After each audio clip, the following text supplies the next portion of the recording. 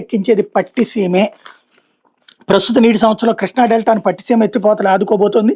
El Niño ప్రభావంతో వర్షాభావ పరిస్థితులు నెలకొనడం, ఎగువన నీటి లభ్యత తక్కువగా ఉండడంతో కృష్ణా డెల్టా ఆయకట్టుకు గడ్డు పరిస్థితులు దాపురించినాయి అన్నటువంటి వార్తని హైలైట్ చేశారు. ఇకపోతే సాయి కృష్ణ మృతి కేసులో దర్యాప్తు పురోగతి నివేదిక ఇవ్వండి. విజయవాడ కృష్ణలంకకి చెందిన గాది సాయికృష్ణ మృతి కేసులో దర్యాప్తు పురోగతిపై సీల్డ్ కవర్లో స్థాయి నివేదిక ఇవ్వాలని సిట్ని హైకోర్టు ఆదేశించింది.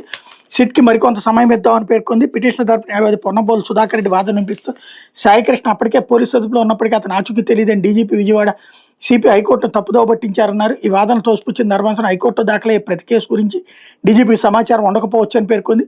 దురుద్దేశాలు ఆపాదించడం సరికాదని స్పష్టం చేసింది.